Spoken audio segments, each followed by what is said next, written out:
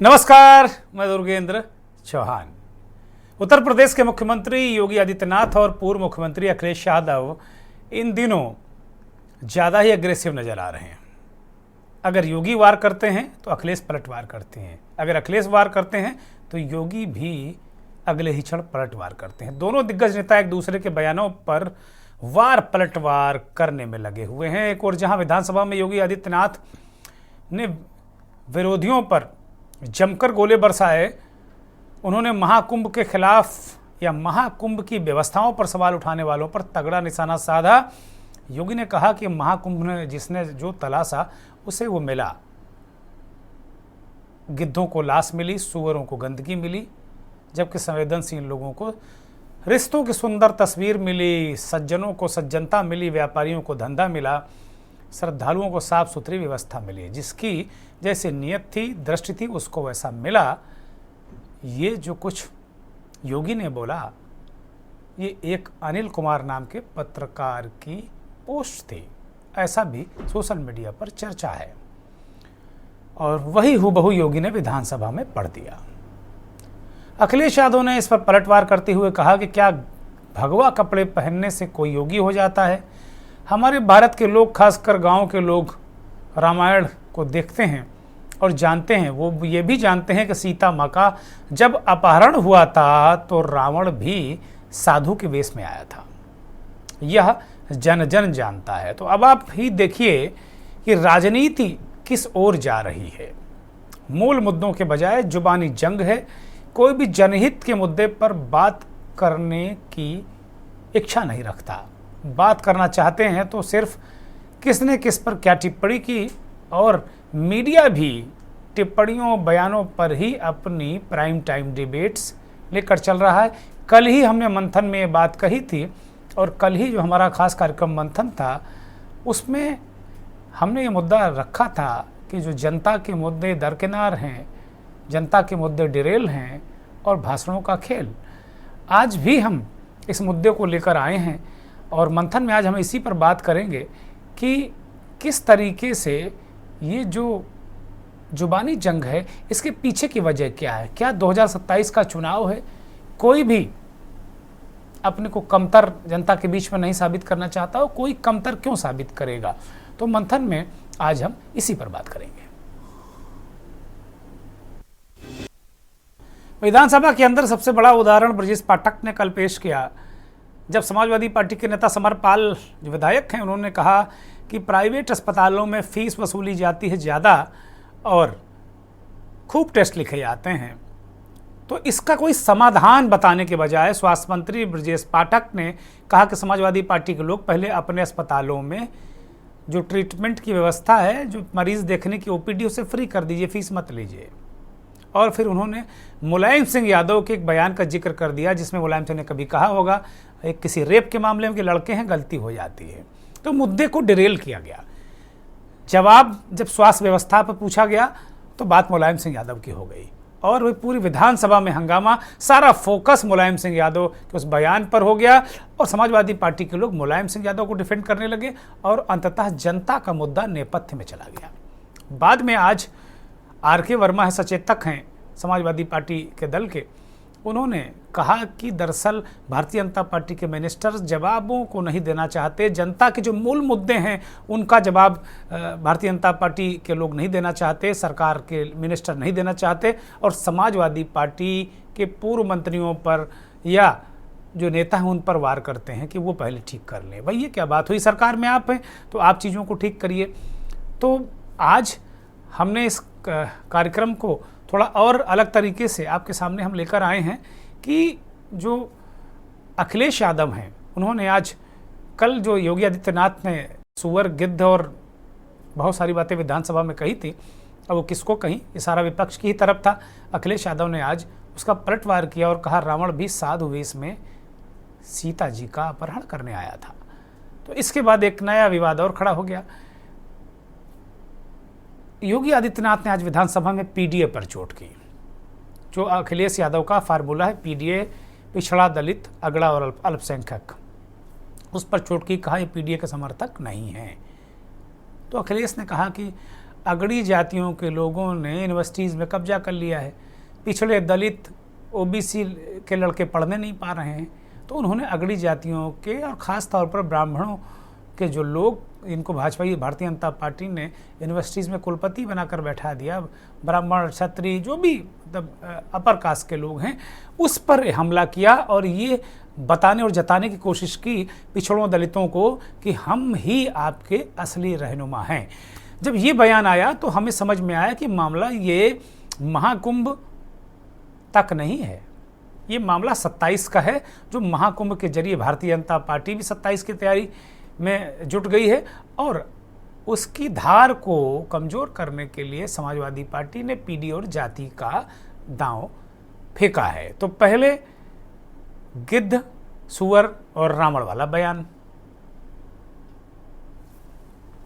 किसी ने सच कहा कि महाकुंभ में जिसने जो तलाशा उसको वह मिला, गिद्धों को केवल घास मिली, सुअरों को गंदगी मिली, संवेदनशील लोगों को रिश्तों की खूबसूरत तस्वीर मिली, आस्थावानों को पुण्य मिला, सज्जनों को सज्जनता मिली, गरीबों को रोजगार मिला, अमीरों को धंधा मिला, श्रद्धालुओं को साफ सुथरी व्यवस्था मिली, पर्यटकों को अव्यवस्था मिली, सद्भावना वाले लोगों को जाति रहित व्यवस्था मिली, भक्तों को भगवान मिले। मतलब सबने अपने स्वभाव और चरित्र के अनुसार चीजों को देखा है। भगवा कपड़े पहनने से कोई योगी हो जाता है क्या?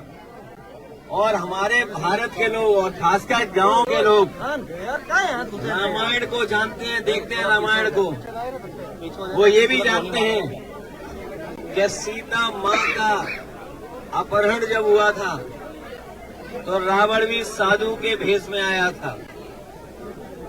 ये जन जन जानता है, पूरा प्रदेश देश जानता है, जितने लोग सनातनी लोग हैं वो जानते हैं, हिंदू समाज के लोग जानते हैं जो है कि जब रावण को सीता माँ का हरण करना था तो रावण साधु के भेष में आया था। इसलिए हमें और आपको सबको बहुत सावधान रहना पड़ेगा ऐसे लोगों से जिनका व्यवहार भाषा बहुत खराब हो गई है, अनडेमोक्रेटिक लैंग्वेज बोल रहे हैं। अब योगी आदित्यनाथ ने कहा कि समाजवादी पार्टी का जो पीडीए है वो छलावा है। अखिलेश यादव कहने के ना, ये सब अगड़ी जातियों को बैठाने वाले लोग हैं, वोट इनको पिछड़े दलितों का चाहिए, लेकिन ये पद प्रतिष्ठा अगड़ों को देंगे। जो ऊंची जाति के लोग हैं, उन्होंने हर यूनिवर्सिटी पे कब्जा कर लिया है। ये भाषा नहीं बोलनी चाहिए थी मुझे, लेकिन मजबूरी है कि हमारा पत्रकार साथी बहुत होशियार है, इसलिए बोलना पड़ रहा है। जितने भी अपर कास्ट लोग हैं, उन्होंने कभी भी बैकवर्ड, दलित, SC ST के बच्चों को आगे नहीं आने दिया। बाबा साहब भीमराव अम्बेडकर जी जो आरक्षण दिया भी था, उस आरक्षण से खिलवाड़ कर रहे हैं, यूनिवर्सिटियों में पढ़ने नहीं दे रहे हैं, कॉलेजों में पढ़ने नहीं दे रहे हैं, क्योंकि उन्हें इस मुद्दे पर बहस नहीं करनी है, इसलिए व्यक्तिगत आरोप लगा रहे हैं। क्या आपका पीडीए ढोंग नहीं है? आप किसकी बात कर रहे हैं इसके नाम पे? मैंने इंसेफ्लाइटिस की चर्चा आपके सामने की। इंसेफ्लाइटिस से तो जो कालकल्वित होने वाले बच्चे थे, आपके लिए जातिवादी हो, जाति उसके दायरे में मान सकते हैं आप। आपकी एक प्रकार का जो आपका रिजर्वेशन रहा है अनुसूचित जाति के लोगों के प्रति, वंचितों के प्रति, मैं उस बात को मान सकता हूं, लेकिन अल्पसंख्यक को तो आप अपना वोट बैंक मानते थे। वही भी बच्चे कालकल्वित होते थे। आपने उसको वोट बैंक के दायरे में सोच के देखा है। हमने उसको प्रदेश के बच्चे मान करके, प्रदेश की संपदा मान करके, ये मानकर अपनी जिम्मेदारी के साथ जोड़ करके देखा। हमने उसकी जाति नहीं देखी, उसका मत और मजहब नहीं देखा। हमने माना ये उत्तर प्रदेश के बच्चे हैं, उत्तर प्रदेश का भविष्य है, इसको हर हाल में बचाना है। योगी आदित्यनाथ ने कहा कि भाई इंसेफ्लाइटिस वर्षों की समस्या थी, और सही बात है कि बहुत सारे लोग मरते थे हर साल। काम तो किया योगी आदित्यनाथ ने, इसमें कहीं कोई संदेह नहीं। और अब इंसेफ्लाइटिस, जापानी बुखार, काला बुखार, बहुत सारे नाम होते थे, सैकड़ों बच्चे मरते थे। वो कह रहे हमने तो नहीं देखा ये किस जाति का है, और आप बकवास करते हैं पीडीए पीडीए पीडीए। मुसलमानों को वोट हम नहीं मांगते हैं, वो बात अलग है, लेकिन हमने इलाज में किसी जाति धर्म को आड़े हाथों नहीं आने दिया, उसको आड़े नहीं आने दिया, ये वो कह रहे हैं। तो अब लड़ाई सनातन जातियों के बीच आ गई है, और भारतीय जनता पार्टी को इस बात का पूरा इल्म है कि अगर ये जाति खांचे में 2027 का चुनाव होगा तो बीजेपी के लिए मुश्किलें होंगी। इसीलिए बार बार भारतीय जनता पार्टी इस मसले को सनातन के इर्द गिर्द लाना चाहती, इस लड़ाई को सनातन की फील्ड पर लाना चाहती। बार बार ये कहा जा रहा है कि सनातन का अपमान हो गया। ऐसा तमाम जो विपक्ष के लोग भी कहते हैं, तमाम पत्रकार भी कहते हैं कि ये लड़ाई दरअसल अभी जो शुरू हो गई समाजवादी पार्टी, भारतीय जनता पार्टी, खासतौर पर योगी आदित्यनाथ।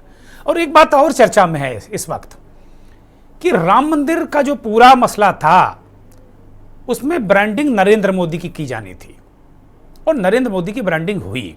यहां तक कि कल्याण सिंह को वहां नहीं जाने दिया गया, ऐसा आरोप भी विपक्ष लगाता है। आडवाणी जी नहीं गए, जो राम मंदिर आंदोलन के नायक थे उनको दूर रखा गया ताकि कहीं ओवर शैडो न कर जाए नरेंद्र मोदी को। ऐसा बहुत सारे देश के पत्रकार मानते हैं, बहुत सारे चिंतक मानते हैं, और विपक्ष तो कहता ही इस बात को। उसमें योगी 2 कदम पीछे थे। राम मंदिर के लोकार्पण के बाद जो उम्मीद की थी भारतीय जनता पार्टी के नेतृत्व ने, मोदी और उनकी टीम ने, उस तरीके का रिस्पांस उनको मिला नहीं। अयोध्या भी हार गए वो। लेकिन योगी आदित्यनाथ ने जिस तरीके से महाकुंभ का आयोजन किया, पूरे देश में जाकर न्योता दिया, आह्वान किया, आज तक, कल अंतिम स्नान है महाशिवरात्रि का, और आज तक लगभग 67 करोड़, ये कहा जा रहा है, जो आंकड़ा अभी तक आया, 67 करोड़ लोग स्नान कर चुके हैं। तो महाकुंभ का जब कल समापन होगा तो मुझे लगता है कि 70 करोड़ के आसपास लोग स्नान कर चुके होंगे। और ये बहुत बड़ी आबादी है। देश में कहा जाता है कि 111 करोड़ हिंदू मतावलंबी हैं। तो योगी आदित्यनाथ का कद आप सोच सकते हैं कितना बड़ा हो गया, कितना बड़ा कद भारतीय जनता पार्टी के अंदर योगी आदित्यनाथ का हो गया, इसमें कहीं कोई संदेह नहीं। और ये चिंता भारतीय जनता पार्टी के अंदर मोदी के बाद के जो दावेदार हैं उनकी पेट में खलबली मच रही है, वो चैन से बिल्कुल नहीं है, उनको दिक्कत हो रही है। बहुत सारे कारण हैं, कभी इस पर अलग से चर्चा करेंगे, लेकिन आज मूल मुद्दा यह है कि जाति, अपर कास्ट, रावण, गिद्ध, ये लड़ाई तो असली चुनाव की है, राजनीति की है, सीटों की है। तो एक तो इस पर बात करेंगे कि राजनीति जा किधर रही है, शब्दों की मर्यादा ना इधर है ना उधर है, और दूसरी बात यह है कि इसके मूल में क्या है। हाँ, अपने दर्शकों को इसको डिकोड करना चाहते हैं। आज जितने भी मेहमान हमारे साथ जुड़ेंगे उसमें कई चिंतक हैं, पत्रकार हैं, तो मेरा सबसे अनुरोध होगा कि वो इस चीज़ को डिकोड करें। जो पॉलिटिकल लोग हैं वो तो अपने तरीके से चीज़ों को रखेंगे और उनका अधिकार भी है रखना, लेकिन इसको डिकोड करने की आवश्यकता है। तो हमारे साथ इस वक्त डॉक्टर प्रोफेसर ओम सुधा सामाजिक चिंतक के रूप में जुड़ गए हैं, बहुत स्वागत, बहुत धन्यवाद। अनीता अग्रवाल भारतीय जनता पार्टी के वरिष्ठ नेता हैं, प्रवक्ता हैं, हमारे साथ जुड़ी हैं, बहुत स्वागत। रोहित चौबे समाजवादी पार्टी के प्रवक्ता हैं, हमारे साथ जुड़े हैं, रोहित जी बहुत स्वागत, बहुत धन्यवाद। हयात उमर साहब वरिष्ठ पत्रकार विश्लेषक हैं, हमारे साथ जुड़े हुए हैं लखनऊ से। महेंद्र सिंह वरिष्ठ पत्रकार दिल्ली से जुड़े हैं। महेंद्र प्रताप सिंह संघ विचारक के तौर पर हमारे साथ जुड़ गए हैं। सभी का स्वागत, बहुत धन्यवाद, बहुत आभार। और ब्रेक के बाद एक और वरिष्ठ पत्रकार अजय शुक्ला भी हमारे साथ जुड़ेंगे। तो बड़ी दिलचस्प चर्चा है, बड़ी महत्वपूर्ण है। और आज चूंकि समाज का मामला है, अखिलेश यादव ने कहा पर कास्ट के लोग दलितों शोषितों को पढ़ने नहीं देते, इस तरह का बयान मैं पहली बार अखिलेश यादव के मुंह से सुन रहा हूं, जो उन्होंने सीधा सीधा पर कास्ट पर अटैक किया। तो क्या अखिलेश यादव तोल मोल चुके हैं कि अपर कास्ट का कोई वोट से वो ना जीतते हैं ना उनको मिलने वाला है? जैसे योगी ने कहा भाई मुसलमानों को वोट हम नहीं मांगते। तो अब ये दरअसल मसला चाहे सनातन का हो, चाहे पीडीए का हो, चाहे जाति का हो, ये मसला वास्तव में अब 27 की तरफ मुड़ गया है, और 27 से आगे फिर 29 भी है। तो मोदी के बाद का भी मसला कहीं ना कहीं इसमें आ गया। डॉक्टर ओम सुधा, सीधे आपकी तरफ रुख कर रहा हूं। ये जो लड़ाई है गिद्ध, सुअर, रावण, साधु, और उसके बाद अब जाति पर आ गई, अपर कास्ट और रिजर्व क्लास। राजनीति, एक तो पहला मेरा सवाल कि किस ओर जा रही है, और दूसरा जरा डिकोड करिएगा कि मसला है क्या। ये वास्तव में दोनों पक्ष बड़े अग्रेसिव हैं और अपने अपने स्टैंड पर हैं। डॉक्टर ओम सुधा,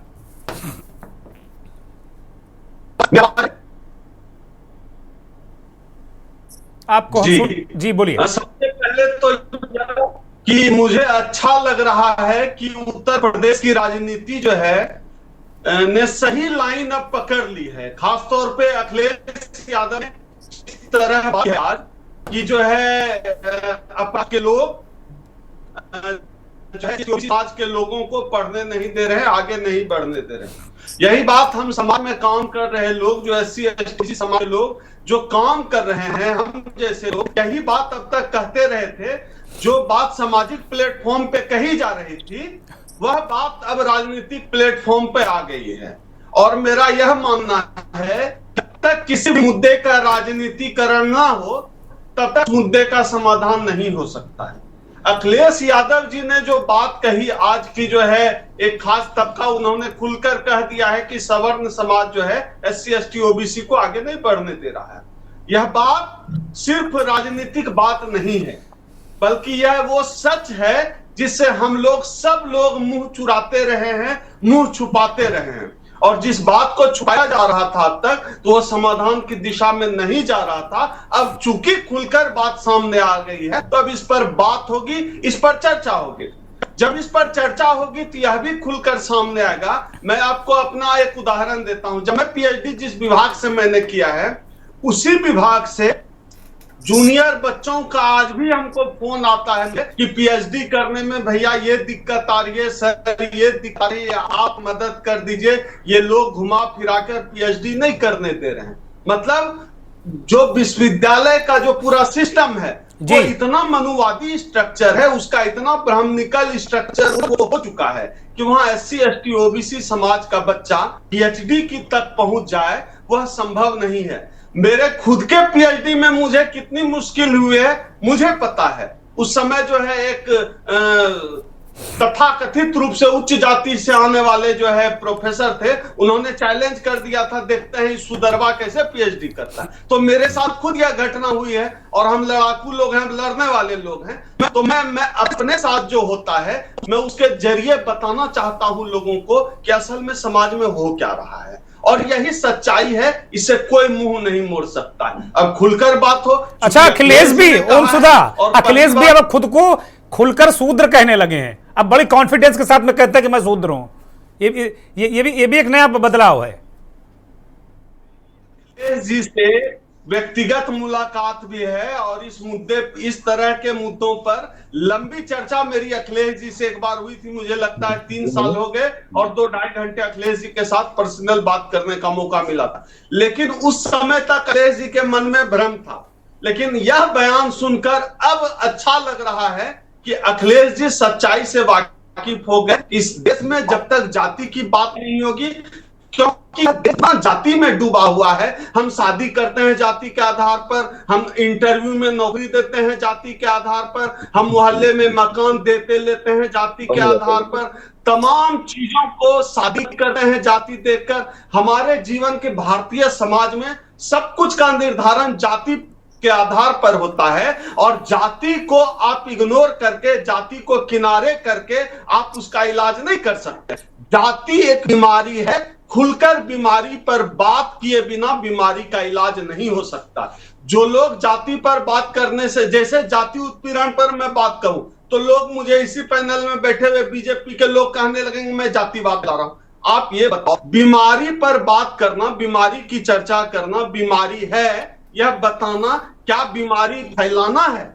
बीमारी पर बात करने का मतलब है कि इस बीमारी का इलाज होना चाहिए। ठीक है। जातिवाद इस देश में कोड़ की तरह है, और इस बीमारी का इलाज होना चाहिए। अखिलेश यादव ने बीमारी को खोल दिया है, अब उसका इलाज पर चर्चा हो। ठीक है, बड़ी बड़ी महत्वपूर्ण बातें कही डॉक्टर प्रोफेसर ओम सुधा ने। कहा कि भाई ये बीमारी है, एक तरफ वो इस बात को कह रहे हैं कि बीमारी है, इसको कोड़ है, खत्म होना चाहिए, लेकिन बीमारी पर चर्चा ही ना हो, ये बात बिल्कुल है और खुलकर ये सामने आई, और शायद मुझे लगता है कि अपने पूरे राजनीतिक करियर में पहली बार अखिलेश यादव ने खुलकर कहा कि अपर कास्ट के लोग नीचे के लोगों को पढ़ने नहीं दे रहे हैं, जो दलित हैं, शोषित हैं, पीड़ित हैं, एसटी हैं, एससी हैं, ओबीसी, उनको पढ़ने नहीं दे रहे हैं। ये बहुत बड़ी बात अखिलेश यादव ने कही और योगी आदित्यनाथ ने उसी पर हमला भी किया।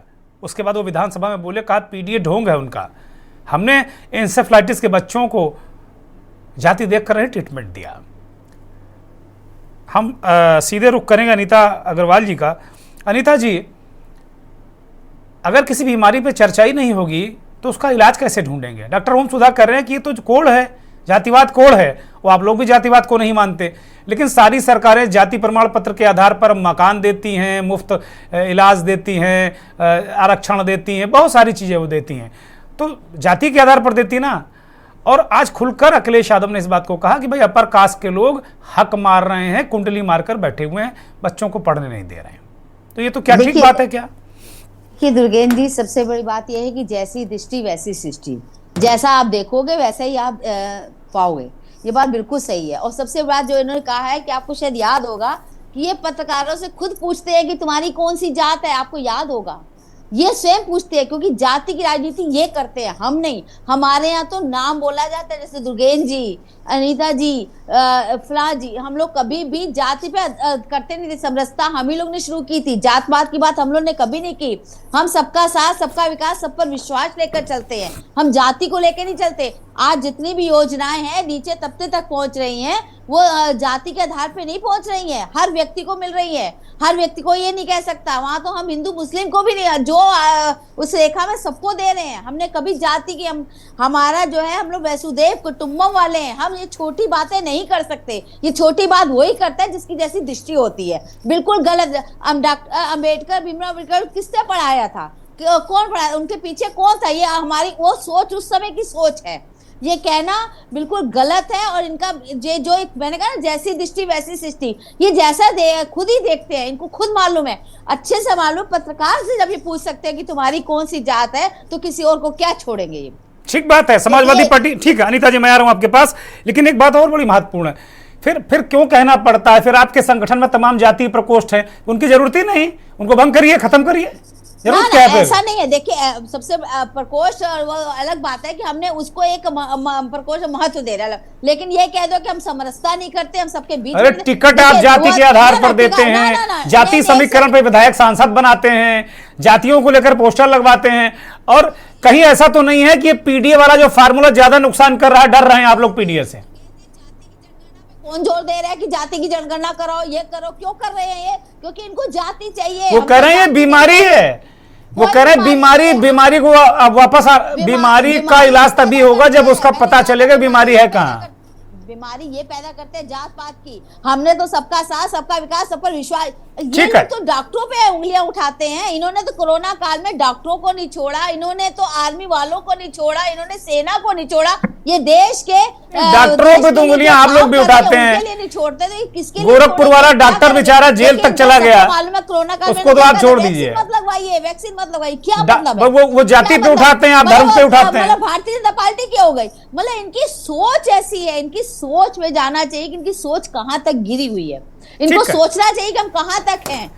नहीं तो यही बात तो कही, आप कुछ अलग थोड़े कह रहे हैं। योगी जी कह रहे हैं कि भाई जिसने जो देखा, गिद्धों को लाश दिखी, सुअरों को गंदगी दिखी, आप भी कह रहे हैं कि उनकी जैसी सोच है। तो लाइन तो सबकी एक ही है, लेकिन कुल मिलाकर अगर मसला है तो यही है कि भाई जो पीडीए है, योगी जी ने जिक्र किया विधानसभा में कि पीडीए ढोंग है, तो क्या पीडीए बीजेपी को दिक्कत कर रहा है? बीजेपी को लग रहा है कि पीडीए आगे दिक्कत करेगा? एक ब्रेक ले रहा हूं, ये चर्चा बड़ी दिलचस्प मोड़ पर पहुंच गई है। सुअर, साधु और जाति सियासत पर आज हम चर्चा कर रहे हैं, लेकिन इसके सहारे हम ये देखने की कोशिश कर रहे हैं कि जो कुछ इतना बवंडर मच रहा है कुंभ को लेकर या जातियों को लेकर, एक नया आज एंगल अखिलेश यादव ने दिया कि अपर कास्ट के लोग SC ST और OBC को पढ़ने नहीं दे रहे हैं, अपने आप में ये प्रोफेसर ओम सुधा कह रहे हैं कि बहुत बोल्ड मूव है अखिलेश यादव का। अभी तक जो बात पर्दे के पीछे लोग करते थे, अब खुलकर ये पॉलिटिकल पार्टियां कर रही हैं। इसका मतलब ये है कि जो बीमारी है, डॉक्टर ओम सुधा इसको एक बीमारी मानते हैं, जातिवाद को कोड़ जैसी बीमारी मानते हैं, और वो कहने कि अगर ये बीमारी है, बीमारी पर चर्चा ही नहीं होगी तो बीमारी दूर कैसे होगी, जातिवाद को दूर होना चाहिए। लेकिन इस पर चर्चा तो कीजिए। तो अखिलेश यादव ने पहल कर दी, समाजवादी पार्टी के नेता की तरफ हम रुख करेंगे। रोहित चौबे हमारे साथ लगातार जुड़े हुए हैं। रोहित चौबे, मुख्यमंत्री ने आज विधानसभा में कहा कि आप लोग सनातन की सुंदरता को नहीं देख पाते हैं, आप सनातन पर आक्रमण करते हैं और आप लोग ढोंगी हैं, पीडीए ढोंग है। मुख्यमंत्री ने कहा कि भाई हम लोगों ने कभी जाति धर्म देखकर कोई काम नहीं किया, इंसेफ्लाइटिस का इलाज हमने नहीं देखा कि ये पीडीए है कि एडीए है कि जीडीए है। तो ऐसा क्यों करते हैं भाई आप लोग? दुर्गेंद्र जी नमस्कार, सभी पैनलिस्टों को मेरा सादर प्रणाम। निश्चित तौर पे मैं एक बात आपसे कहना चाहूंगा जी कि सनातन संस्कृति के साथ ऐसा नहीं है कि सभी हिंदू समाज के लोग सनातन संस्कृति को मानते हैं। बात रही जहां माननीय योगी आदित्यनाथ जी की, तो वो सनातन संस्कृति को मानते हैं अगर, तो उत्तर प्रदेश में स्लटर हाउस चलते हैं। उत्तर प्रदेश में उन्होंने बियर की दुकानों के लिए टेंडर डालने की अभी जो अनुमति दिया है, हमारे जनपद बलिया से ही उन्होंने उसका मानक इतना बढ़ा दिया है कि बेचो शराब। ये क्या सनातन संस्कृति में आता है क्या? वो तो स्वयं जो कह रहे हैं उस पर वो विचार नहीं करते हैं और दूसरों को शिक्षा देते हैं। तो ये दोहरा चरित्र नहीं चलेगा। उनकी सरकार जिन जिन प्रदेशों में है उनसे जरा ये पूछिए कि सनातन संस्कृति में आप विश्वास रखते हैं तो दूसरे प्रदेशों में आप क्यों बिछवाते हैं? इस तरीके का माहौल क्यों बनाते हैं? सांप्रदायिक बातें करेंगे, सौहार्द बिगाड़ने का काम करेंगे। अब देखिए, इतना सुंदर महाकुंभ हो रहा है, कल समापन है, आप लोग उसमें भी गंदगी देख रहे हैं, दुनिया भर की आप उसमें खामियां निकाल रहे हैं। अरे सनातन की सुंदरता को देखिए भाई, महाराज जी कह रहे हैं इस बात को। महाराज जी सनातन की सुंदरता को दिखाना चाहते हैं, लेकिन इतना बड़ा कुंभ हो गया, उसमें इतनी बड़ी घटनाएं हो गई। उन्होंने ये कहा कि 100 करोड़ श्रद्धालु आएंगे नहाने के लिए, लेकिन उसमें कितने लोग मर गए, कितने हजार लोग मर गए, कितने लोग लापता हैं, उसका आंकड़ा नहीं दे पा रहे हैं। और वो सुंदरता को दर्शा रहे हैं कि सनातन की सुंदरता तो तब मानी जाती जब ये सफल आयोजन होता। उनका आयोजन तो ये विफल रहा है। अब ये आप कह रहे हैं, उन्होंने तो विधानसभा में कहा कि भाई ये सफलतम आयोजन है। अब आप कह रहे हैं असफल है, लेकिन तमाम लोग जो कुंभ नहाकर आए हैं वो तारीफ ही कर रहे हैं। जी, जिसने नहा लिया और जो स्नान करके आए वो तारीफ कर रहे हैं, लेकिन जिनके परिवार के बच्चे, जिन परिवार की माताएं, जिनकी बहनें, जिनके बेटे लोगों ने खोए हैं, उसका जवाब दे पाएंगे जोगी जी? वो तो आंकड़ा नहीं गिन पा रहे हैं कि कितने लोग मरे हैं, उसका आंकड़ा नहीं दे पा रहे हैं। अच्छा, ये पूरा जो मसला है कुंभ को लेकर, आप लोगों ने कुंभ को निशाने पर लिया, ये 2027 की तैयारी है क्या कि योगी आदित्यनाथ को कमजोर करो? हमने नहीं लिया कुंभ को निशाना, वो स्वयं बना रहे हैं। उत्तर प्रदेश की सरकार और दिल्ली की सरकार में न जाने कौन सी ऐसी बात है कि वो आपस में ही उनका जो नहीं होता रिश्ता, पता नहीं कैसा है कि ठीक नहीं है। वो तो स्वयं चाहते हैं कि निकल के आ जाए कि योगी जी आंकड़ा दे दे, लेकिन ये दे नहीं रहे हैं। अरे उनका रिश्ता ठीक है, आप लोग चक्कर मत पड़ो, योगी जी का रिश्ता सबसे ठीक है। योगी जी का रिश्ता अगर सही होता तो उत्तर प्रदेश में और दिल्ली की सरकार में जिस तरीके से ठहरी हुई है, आप भी जानते हैं। क्या बातें कर रहे हैं आप? चलिए अनीता जी 5 सेकंड रिएक्ट करिए, फिर मैं महेंद्र प्रताप के पास जाऊंगा। अनीता जी बोलिए, 5 सेकंड जवाब दीजिए इनकी बातों का। देखिए, सबसे बड़ी बात यह है ना कि ये जो अपने यहाँ होता है यही सोचते हैं दूसरे क्या। जैसा मैंने कहा ना कि खुद जब गलत होता है तो उनको सब गलत ही नजर आता है। सबसे बड़ी बात है कि हमारा संगठन इतना विस्तार पूर्वक है, हमारे में लोग, इनका तो एक परिवारवाद चल रहा है, इस परिवारवाद को लेकर परिवारवाद डिस्कशन करेंगे। आज परिवारवाद पर चर्चा नहीं है। अब आप दोनों को रोक रहे हैं। महेंद्र प्रताप सिंह संघ विचारक हमारे साथ जुड़े। अनीता जी प्लीज, और रोहित चौबे आप भी रुकिए। आपने तो बेटा और बाप नहीं, ठीक है अनीता जी, कंप्लीट, मैंने पूरा समय दिया। Please please please, thank you. संघ विचारक हमारे साथ महेंद्र प्रताप सिंह जुड़े हुए हैं। महेंद्र जी, जातियों को लेकर आप लोग भी नहीं मानते, संघ भी जातियों को नहीं मानता, इसीलिए वहां कोई उपनाम की व्यवस्था नहीं है, महेंद्र जी ही कहा जाता है। हम भले ही आपको लिख रहे हैं महेंद्र प्रताप सिंह, लेकिन वहां अंदर तो महेंद्र जी ही कहा जाता है। पता नहीं महेंद्र जी किस जाति के हैं। संघ की ऐसी परंपरा, ऐसी व्यवस्था है, गौरवशाली इतिहास भी है संघ का, जैसा कि आप लोग बताते रहते हैं बीच बीच में। लेकिन सबसे बड़ी बात यह है कि डॉक्टर ओम सुधा ने भी बड़ी मजबूत बात कही। वो कह रहे हैं भाई ये कोढ़ जैसी बीमारी है जातिवाद, लेकिन इस पर जब चर्चा ही नहीं होगी तो ये खत्म कैसे होगी? तो अखिलेश यादव ने सीधे सीधे क्या भारतीय जनता पार्टी, संघ परिवार, पूर्व सब, क्या कुछ जो चंद अपर कास्ट के लोग हैं उनके खांचे में फिट करने की कोशिश की है क्या? उन्होंने कहा कि भाई अपर कास्ट के लोग पढ़ने नहीं देते। ये बहुत बड़ा राजनीतिक बयान है उनका। महेंद्र प्रताप, देखिए अखिलेश यादव जी ने जो कहा और आदरणीय ओम सुधा जी ने जो कहा, मैं उनकी बात से मतलब ओम सुधा जी के दर्द को समझ सकता हूँ एक बात, लेकिन आपको अनीता अग्रवाल जी की बात को भी समझना पड़ेगा। उन्होंने कितनी सही बात कही। उन्होंने कहा कि बाबा साहब भीमराव अंबेडकर की शिक्षा में सबसे महत्वपूर्ण योगदान रहा बड़ौदा के राजघराने का। वो बड़ौदा राजघराना कौन सा है? वो अपर कास्ट नहीं है क्या? देखिए, जो भी व्यक्ति अपनी योग्यता से, अपनी क्षमता से अगर किसी एक स्थान को पाता है, तो हमको इस चीज को केवल जाति के आधार पे हम अगर उसको देखेंगे तो कहीं ना कहीं हम उसकी योग्यता को उसको छोटा कर देंगे। दूसरी बात, जहां तक अखिलेश यादव जी का सवाल है, तो अखिलेश यादव जी जो है ना, आंख बंद करके अब बल्ला घुमा रहे हैं। बैट बॉल पे आए चाहे ना आए, बस बल्ला घुमाए जाओ। तो अब उनकी स्थिति तो उनको 2027 की जो आप बात कर रहे हैं तो रुगेन जी, उनको 2027 का रिजल्ट आज पता चल गया है। उनको मालूम है कि उनकी दुर्गति होना ही होना है, इसलिए अब वो आंख बंद करके बल्ला घुमाने की कोशिश कर रहे हैं। पर वो इस मुगालते में, आप क्या कहना चाह रहे हैं? योगी जी बड़ी तगड़ी गेंदे फेंक रहे हैं, बड़ी रफ्तार की गेंदे फेंक रहे हैं, इसलिए उनको कुछ समझ में नहीं आ रहा है, ये कहना चाह रहे हैं आप?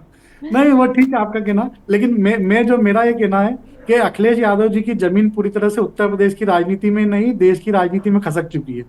अब उनको वो दुर्भाग्य से लोकसभा में कुछ सीटें जीतने के बाद जो उन्होंने अतिरेक आ गया था उनको, वो अतिरेक उनका समाप्त हो चुका होगा अब चुनाव के बाद। और जो ये कुंभ की जो सफलता है, कुंभ का जो इतना अच्छे चुनाव की बात आप कर रहे हैं सर, उपचुनाव में नहीं, देखिए वो रोहित चौबे बीच में नहीं, प्लीज। उन्होंने बहुत धैर्य के साथ में सबको सुना, बोलने दीजिए उनको, बोलने दीजिए। मैं मुर्गे नहीं लड़ाता हूं, बिल्कुल कतई नहीं। बोलिए। मेरा निवेदन ये है कि महाकुंभ की सफलता के बाद एक बात तो निश्चित हो गई है कि योगी जी का ग्राफ राष्ट्रीय राजनीति में बहुत तेजी से बढ़ा है और योगी जी एक आइकॉन बनके, हिंदुत्व के एक आइकॉन बनके देश दुनिया के सामने आए हैं। अरे मैं तो शुरू से कह रहा हूं कि उनसे बड़ा हिंदुत्व का कोई आइकॉन नहीं, नरेंद्र मोदी भी नहीं। ये तो बहुत दिनों से मैं कह रहा हूं इस बात को, हर डिबेट में इस बात को कहता हूं मैं। बोलिए जी। हेलो जी, बोलिए, हम सुन रहे हैं आपको। मेरी आवाज आ रही है? हाँ बोलिए महेंद्र जी, बोलिए प्लीज। मेरा निवेदन यह है कि आज योगी जी ने जो अपना कद बढ़ाया है, उस कद के आगे अखिलेश जी अभी कहीं नहीं लगते। इसलिए अब वो कुछ कह के केवल जिसको बोलना चाहिए दिशा भ्रमित करने की कोशिश कर रहे हैं। और उनको इस चीज को समझना चाहिए कि उत्तर प्रदेश की राजनीति में अब समाजवादी पार्टी, अखिलेश यादव अपना जनाधार खो रहे हैं। सनातन का डंका बजाने वाले योगी आदित्यनाथ अब हिंदुत्व की पताका लहराने की ओर अग्रसर हो चुके हैं। ठीक बात है। एक छोटा सा जवाब समाजवादी पार्टी के नेता रोहित चौबे से, एक छोटा जवाब, केवल 10 सेकंड में रोहित, फिर बाकी हमारे 2 मेहमान इंतजार कर रहे हैं पूरे 1 घंटा से लगभग। मैंने आपको सुना, संघ के विचारक हैं महेंद्र प्रताप सिंह जी, वो योगी जी को कुंभ का आयोजन सफल बता रहे हैं। यही जवाब दे दे कि उस आयोजन में कितने लोगों ने अपने परिवार को खोया है इनके पास जवाब? ये दे पाएंगे जवाब? और ये सफल बता रहे हैं कि आयोजन सफल रहा। सफलता तो तब मानी जाती है जब एक भी व्यक्ति की उसमें मृत्यु नहीं होती, तब उस आयोजन को सफल माना जाता। उस 2013 में भी जाने गई थी, उसको आपने कैसे असफल कह दिया था? सफल कैसे कह दिया था? जब समाजवादी पार्टी की सरकार थी, उस समय रेलवे स्टेशन पे भगदड़ हुई थी, याद है आपको? वो रेलवे की गलती से हुआ था, लेकिन यहाँ रेलवे की गलती नहीं रही है। यहाँ तो कुंभ में भगदड़ मचने से यहाँ तो रेलवे की भी गलती रही है। दिल्ली में जो मरे हैं वो भी कुंभ वाले ही मरे हैं। यहाँ भी रेलवे की गलती रही है, रेलवे ने इस बार भी गोड़ दिया है। नहीं, रेलवे की गलती से कहाँ नहीं मरी है। यहाँ यहाँ तो भगदड़ मचा है। इनकी कानून व्यवस्था पूरे प्रदेश में सही नहीं है। ठीक है रोहित, ठीक है। हाँ, कुछ कहना चाह रहे हैं महेंद्र जी, बोलिए। मेरा निवेदन ये है, दुर्घटना कोई भी हो वो दुर्भाग्यपूर्ण है और वो किसी भी स्थिति में उसको सही नहीं कहा जा सकता। नहीं होना चाहिए, बहुत दुखद है, इस पर राजनीति नहीं होनी चाहिए जी। और निश्चित तौर पे ये उस समय जो प्रशासन की व्यवस्था है उसकी नाकामी को भी दिखाता है। इस बात को मैं स्वीकार करने में मेरे को कोई आपत्ति नहीं, मैं कोई राजनीतिक व्यक्ति नहीं हूं। ठीक जो बात मैं है, हर चीज पे पर्दा डालने का काम करूं। जो बात है। दुर्भाग्यजनक है वो दुर्भाग्यजनक है, इसको स्वीकारने में क्या आपत्ति है? ठीक है, तो ठीक है, फिर आप इसे सफल कैसे आयोजन मानते ठीक हैं? है, अरे ठीक है। भाई, अब ये बहुत डिबेट हो जाए, जरा हमको चर्चा को आगे बढ़ाने दो भाई। महेंद्र सिंह वरिष्ठ पत्रकार दिल्ली से हमारे साथ जुड़े हैं। महेंद्र सिंह, अभी महेंद्र प्रताप सिंह जो आपके नामाराशी हैं, वो बहुत सफाई से उन्होंने बड़ी महत्वपूर्ण बात कह दी। उन्होंने कहा कि जो योगी जी का कद बढ़ा है, वो शायद उत्तर प्रदेश या भारत में उनको सीमित नहीं कर रहे हैं। वो कह रहे हैं भाई योगी जी हिंदुत्व के आइकान है पूरी दुनिया में। तो जाहिर सी बात है कि विपक्ष के साथ साथ भारतीय जनता पार्टी के अंदर भी बहुत सारे लोगों के पेट में खौल मच रहा होगा, क्योंकि योगी, अगर ये कुंभ की जो दशा है, घटना निश्चित तौर पर दुर्भाग्यपूर्ण है, लेकिन इस घटना के बाद योगी का राजनीतिक कद निश्चित तौर पर बढ़ा है, इसमें कहीं कोई संदेह नहीं। वो कह रहे हैं अखिलेश यादव इस बात को लेकर परेशान हो रहे हैं, चिंतित हो रहे हैं, और वो सरेंडर कर चुके हैं। और ये जो झंझट चल रहा है ना, सुअर, गिद्ध, रावण, ये सब उसी का नतीजा है। जी बिल्कुल ठीक कह रहे हैं महेंद्र जी, क्योंकि अब राजनीतिक तौर पर दो धुरियां पहले भी रही हैं, एक मंडल एक कमंडल। अभी भी उसी के इर्द गिर्द चीजें हो रही, लेकिन योगी जी का कद निश्चित तौर पर बढ़ा, इसमें कहीं कोई दो राय नहीं। और इस महा आयोजन ने तो और बढ़ा दिया, क्योंकि हर प्रदेश से लोग आए यहाँ पर। और आप एक चीज और देखिए दुर्गेश जी, आम जनमानस यानी आम जो भक्त जा रहे हैं वहां पर, उनके मन में कोई शिकायत नहीं है। भले ही वो पैदल 15 किलोमीटर चल रहे हैं, 10 किलोमीटर चल रहे हैं, 8 किलोमीटर चल रहे हैं, उनको जो वो एक कहते हैं ना, आस्था की डुबकी लगा ली तो सारे खून माफ। तो उस तरीके से तो योगी जी के लिए एक तरीके से कहिए कि ग्रह नक्षत्र बड़े अच्छे तरीके से आ गए कि ये बिहार चुनाव से पहले पड़ गया। इसका इम्पैक्ट बिहार चुनाव में भी देखा जाएगा, और 2027 और 29 का जो चुनाव होना है, जिसके लिए आप पहले शुरुआत में ही आपने बोला कि मोदी जी के बाद जो दूसरे नंबर के लोग हैं, उनके लिए योगी जी ही सबसे बड़े खतरा हैं, यूं कहा जाए अगर आम भाषा में। तो योगी जी का कद बहुत बढ़ता जा रहा है, इसमें कहीं कोई दो राय नहीं। उत्तर प्रदेश से बाहर जहां भी चुनाव होते हैं, स्टार प्रचारक के तौर पर मोदी जी के बाद योगी जी का ही नाम लिया जाता है, इसमें कहीं कोई दो राय नहीं। लेकिन जो मुख्य मुद्दे हैं वो कहीं ना कहीं इस सब, जब भी कोई नेता का कद बहुत बड़ा हो जाता है तो बहुत सारे वो ऐसे मुद्दे जो आम जनमानस के होते हैं उनको इम्पोर्टेंस कम मिलता है। और वही बात है कि चाहे बेरोजगारी की बात कर लीजिए, 10% के करीब सरकारी आंकड़े हैं कि उत्तर प्रदेश में बेरोजगारी है, चाहे किसानों का मामला ले लीजिए, या तमाम MSME सेक्टर है उसका मामला ले लीजिए, वो सब चीजें, एजुकेशन, हेल्थ, जिसमें कि पिछड़ रहे हैं, तो वो सारी चीजें दब जाती हैं। और अब अखिलेश यादव ने जिस तरीके से काउंटर करने की कोशिश की, वो उनके पास एकमात्र यही हथियार बचा है। और तमाम क्षेत्रीय दल हैं, जो मैं तो ये देख रहा हूं, मैं तो काफी समय से कह रहा हूं कि 2 दशक की राजनीति अब ओबीसी के इर्द गिर्द होगी। और जो नेता एक तरफ धर्म का कार्ड पकड़ेंगे और एक तरफ जाति का कार्ड पकड़ेंगे, ये 2 ध्रुव रहेंगे। अब जिसको जो ध्रुव पकड़ना है वो पकड़ ले।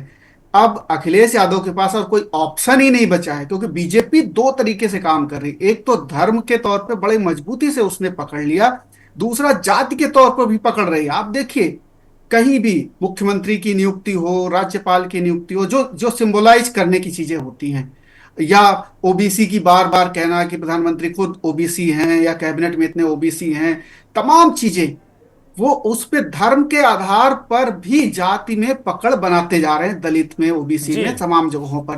क्योंकि जाति धर्म से अलग नहीं है। सिर्फ जाति का विवाद इतना ही तो है कि जो अंतर विवाह हैं, यानी कि जो इंटरकास्ट मैरिजेज हैं, उसी से तो जाति सबसे ज्यादा प्रगाढ़ होती है। धर्म का कोई खास उसमें योगदान नहीं। धर्म तो सभी मानते हैं। कुंभ में इतने लोग नहाने गए, क्या फॉरवर्ड लोग नहाने गए? क्या सभी लोग गए नहाने? तो धर्म तो सबके अंदर है, सनातनी तो सब आज बड़ी महत्वपूर्ण बात कही। एक तो आपने विवाह का फैक्टर रखा, दूसरी बात ये पढ़ने नहीं देते। अब डॉक्टर ओम सुधा जैसे लोग कह रहे हैं कि वो कह रहे हैं अरे ये सुदौना कहाँ पढ़ी, तो पढ़ने नहीं दे रहे हैं, PhD नहीं करने दे रहे हैं। अखिलेश यादव खुद को शूद्र कहने लगे अब कि मैं शूद्र हूं, मैं शूद्र हूं, मैं शूद्र हूं। जैसे Modi ji OBC OBC OBC OBC करते हैं, उसी तरह के वो शूद्र शूद्र शूद्र कहने लगे। तो ये जो राजनीतिक चक्री है, जो आप मंडल और कमंडल की बात कर रहे थे, वो मुझे लगता है उसी और मंडल और कमंडल, और इस बार जो कमंडल का जो रुख है वो बड़ा आक्रामक दिख रहा है, मंडल और कमंडल दोनों का। जी बिल्कुल। और मैं तो ये देख रहा हूं कि जिस तरीके से बीजेपी प्लान कर रही है उसमें इन लोगों के पास या तो बहुत ज्यादा मतलब जैसे खुल के आ गए। अब देखिए जैसे डॉक्टर सुधा कह रहे थे कि संकोच था 2.5 साल 3 साल पहले, और सही में संकोच था, लेकिन अब खुल के आ गए क्योंकि ऑप्शन नहीं बचा। धर्म के तौर पर समाजवादी पार्टी या जितने क्षेत्रीय दल हैं वो अब वोटर्स को अपनी तरफ ला नहीं सकते। तो अब एक ही बचा है सोशल जस्टिस, सामाजिक न्याय की बात करना। और सामाजिक न्याय पे वोट बैंक है, इसमें कहीं कोई दो राय नहीं। लेकिन ऐसा नहीं है कि बीजेपी सामाजिक न्याय से दूर जा रही है, बीजेपी भी सामाजिक न्याय के मुद्दे को उठा रही है ऐसा, और धर्म के मुद्दे को भी उठा रही। उन्होंने दोनों को साधने की कोशिश की है, और ये धीरे धीरे आपको पता चलेगा। अभी लेकिन बिहार महेंद्र चुनाव जब प्रताप, आएंगे जब दिक्कत हो जाती है कि कोई पता चला कोई राणा प्रताप, कोई अवस्थी जी, कोई मिश्रा जी जब दैत दनादन कुलपति बनते जाते हैं तो फिर ओम सुधा को दिक्कत तो होगी भाई। फिर ऐसे काम चलेगा नहीं। मतलब ये तो फिर दिक्कतें है ना। फिर आप दनादन दनादन दनादन बनाते जाइएगा और फिर कहिएगा कि आपका वोट भी चाहिए, तो अखिलेश यादव को तो कहना ही पड़ेगा कि अपर कास्ट के लोग फिर मनवादी हैं, तो कहना ही पड़ेगा ना फिर। दरअसल अशिक्षा इतनी ज्यादा है कि पुष्प वर्षा करने से ही खुश हो जाते हैं लोग। तो ये एक बड़ी विचित्र सी स्थिति है कि आपको वोट बैंक को खुश करना है। आपको जो डॉक्टर सुधा जैसे लोग हैं उनको नहीं खुश करना है। उनको मालूम है कि हमें किसको, जो वोट बैंक है उसको खुश करना है। चिंतक ठीक है। विचारक तो अपनी लाइन पर रहेंगे हमेशा, वो रहना भी चाहिए, लेकिन उनको मालूम है अभी पुष्प वर्षा कल भी होगी, देखना सब लोग खुश हो जाएंगे, वाह बहुत अच्छा। अरे मैं योगी जी गया ने था दावा कुंभ, जब मैं स्नान कर रहा तो मेरी पत्नी बार बार कह रही थी हम लोगों के ऊपर फूल नहीं बरसेंगे। हमने कहा ना भाई बिल्कुल नहीं। अभी वो विशेष स्नान में ही होता है, रोज नहीं होता। तो ये लोगों को बड़ी अपेक्षा रहती है कि फूल बरसेंगे नहीं। जो भी हेलीकॉप्टर ऊपर से जा रहा था तो लोग सोच रहे थे फूल बरसाएगा फूल बरसाएगा, जबकि वो 1200 रुपया लेके कुंभ की यात्रा करा रहा था कि भाई ऊपर से कुंभ को देखो। तो ये पुष्प वर्षा वाला मामला बड़ा तगड़ा है। जी बिल्कुल। और अभी कांवड़ यात्रा निकलेगी, जब आप देखेंगे तब भी पुष्प वर्षा होती है। तो ये कुछ बहुत ऐसी चीजें हैं जिन पे कि अशिक्षा जो इतनी ज्यादा है, बेरोजगारी इतनी ज्यादा है, तो थोड़े समय के लिए आप उनको वो ट्रीटमेंट दे दीजिए, वीआईपी ट्रीटमेंट दे दीजिए, जिससे कि वो पूरा तर जाते हैं, जिससे कहते हैं ठीक ना है, आत्मा बड़ी ठीक है खुश महेंद्र होती प्रताप, मैं आता हूँ। हयात उमर को तो चर्चा में शामिल कर लेते हैं। हयात उमर, मैं आपके पास आ रहा हूँ। बड़ी महत्वपूर्ण बातें अभी महेंद्र प्रताप सिंह ने कही, संघ के विचारक, और महेंद्र सिंह जो हमारे अपने साथी हैं, लगातार हमारे साथ चर्चा में रहते हैं। वो कह रहे हैं कि भाई जो पढ़े लिखे लोग हैं दलित ओबीसी में, उनको खुश करने की जरूरत नहीं, फूल बरसाने से ही खुश हो जाते हैं लोग। लेकिन अखिलेश यादव ने ये बड़ा अप्रत्याशित लगा मुझे। डॉक्टर ओम सुधा कह रहे हैं बिल्कुल अप्रत्याशित नहीं, 3 साल पहले उनकी बात हुई थी लंबी, तब वो कन्विंस नहीं थे। लेकिन ये अच्छा लगा कि सामाजिक बदलाव हो रहा है और जो जातियों का मुद्दा है ये सामाजिक विमर्श में आ रहा है, ये बड़ी बात है।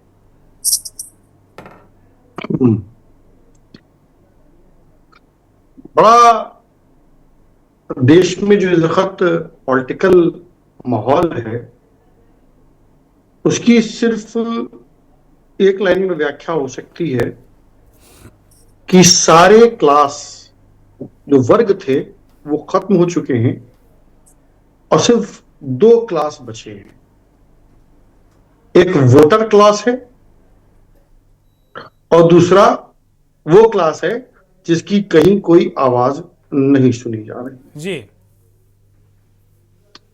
तो जो वोटर क्लास है उसको बीजेपी बहुत अच्छे से एड्रेस करना जानती है जी।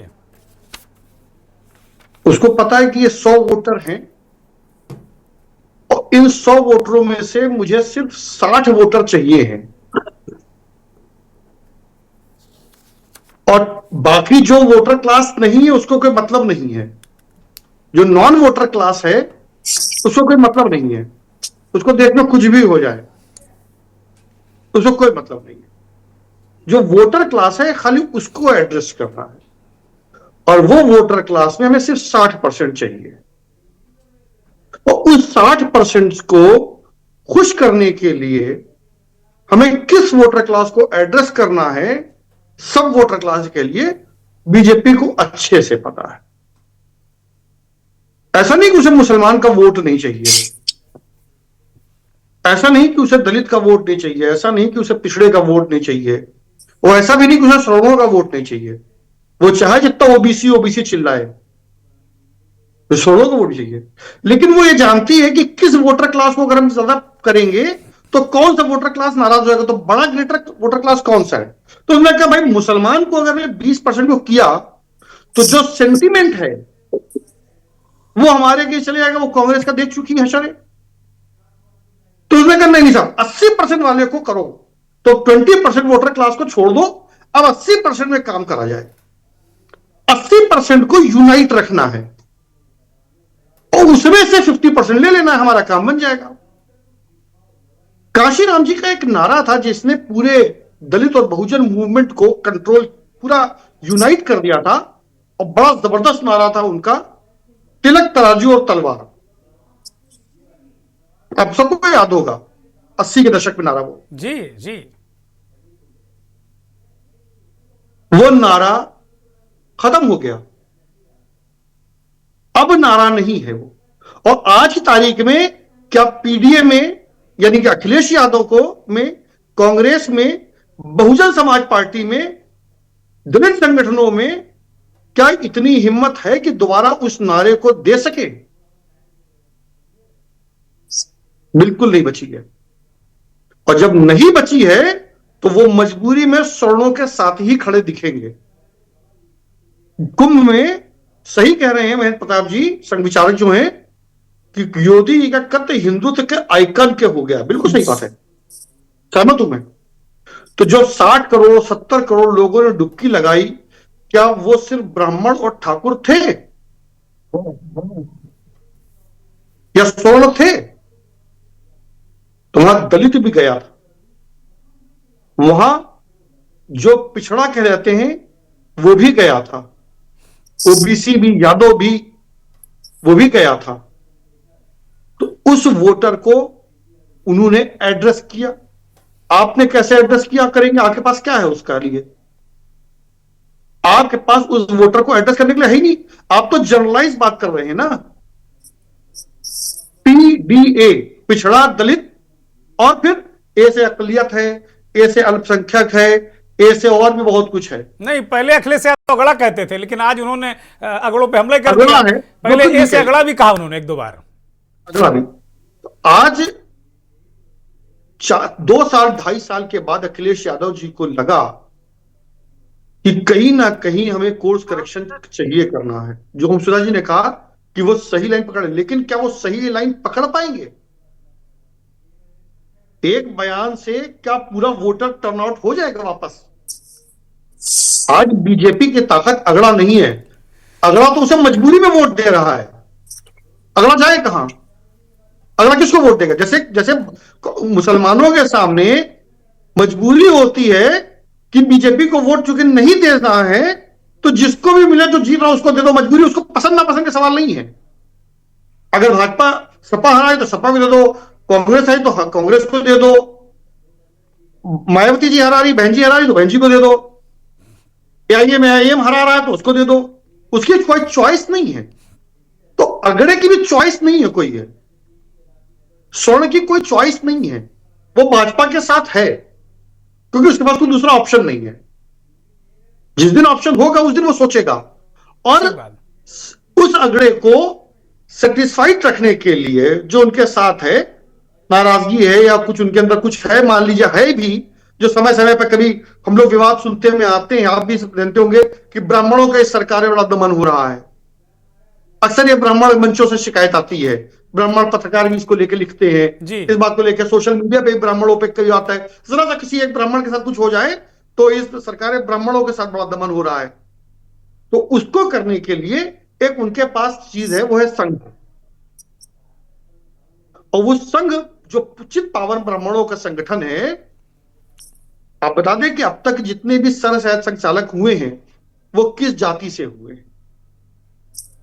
रज्जू भैया को छोड़ के तो मुझे लगता है सारे ब्राह्मण हुए हैं, रज्जू भैया को छोड़ के। जी, सुदर्शन जी चित्पावन ब्राह्मण नहीं थे। रज्जू भैया ब्राह्मण नहीं थे बिल्कुल। दूसरी चीज ये है कि आज यूनिवर्सिटियों में, सभी यूनिवर्सिटियों में, कॉलेजों में किसका दखल है? सरकार का कोई दखल नहीं है। सरकार का कोई दखल नहीं है। जिसको संघ चाहता है वो वहां पे वीसी बनता है, जिसको संघ चाहता है वो तो वहां क्या तक उठा अखिलेश के यादव ने इनडायरेक्ट रूप से जो राहुल गांधी काम करते हैं, संघ को निशाने पर लेते हैं, वही बात उन्होंने कही क्या विश्वविद्यालयों का नाम लेके कि पढ़ने नहीं दे रहे हैं? जी, सीधे सीधे लेकिन अटैक संघ पर लेकिन किया वो है। सीधे नहीं कह पा रहे। मुझे लगता है कि इस मामले में जो जो पिन पॉइंट अटैक है वो राहुल गांधी का ज्यादा होता है। अखिलेश यादव को अभी भी ये भ्रम है, अभी भी ये भ्रम है कि कुछ स्वर्ण उनको वोट दे देंगे।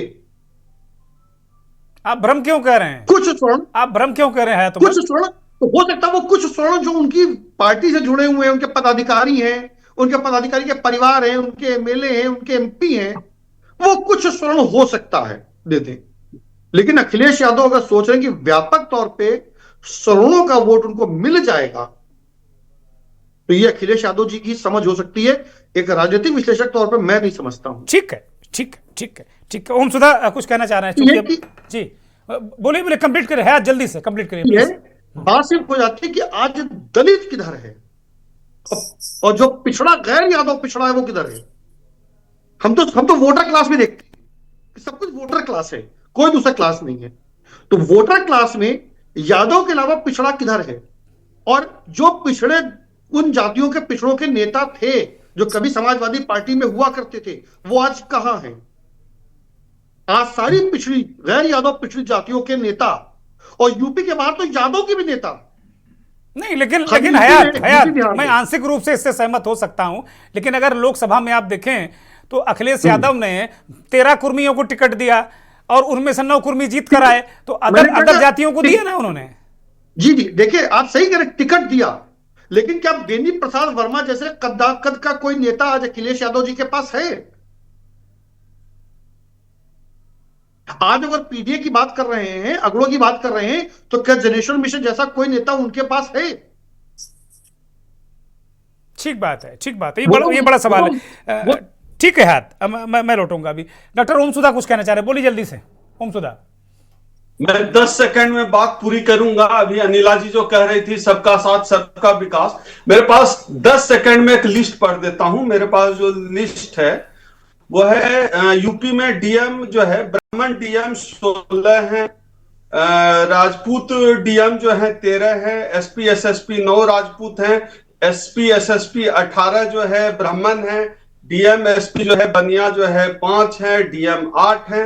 एक दूसरा 30 जो है राज्य विश्वविद्यालय है उत्तर प्रदेश में। अगले 2-3 सेकंड में 2-4 में बता देता हूं। अटल बिहारी वाजपेयी यूनिवर्सिटी में संजीव मिश्रा, बुंदेलखंड विश्वविद्यालय में मुकेश पांडे, छत्रपति साहू जी विश्वविद्यालय में विनय पाठक, संगीता शुक्ला, पूनम पंडित, पूनम टंडन, जेपी पांडे, प्रदीप शर्मा, आनंद त्यागी, किशोरी लाल शर्मा, आलोक कुमार राय। क्या है भैया? यही है सबका साथ सबका विकास।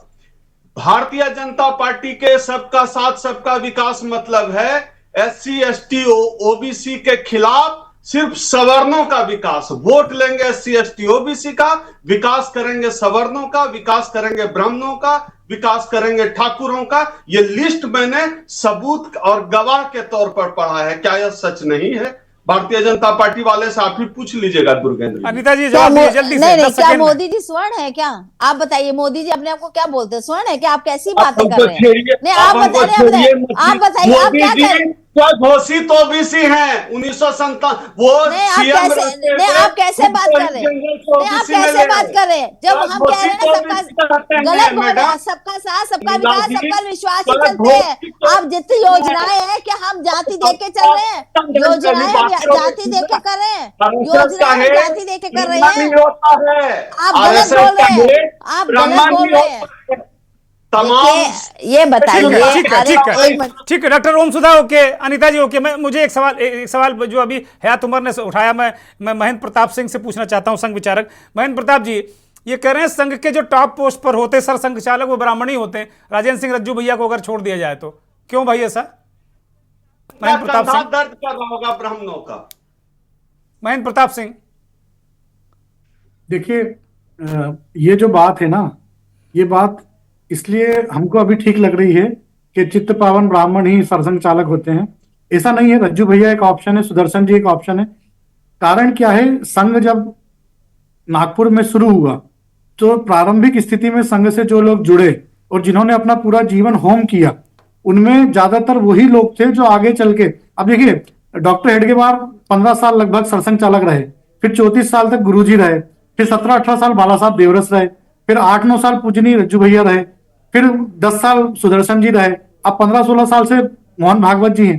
तो जब मोहन भागवत जी बहुत शिशु स्वयंसेवक थे तब बाला साहब देवरस सरसंघ चालक थे। तब एक प्रक्रिया, ऐसा तो होता नहीं कि कोई व्यक्ति अचानक आया और सरसंघ चालक बन गया।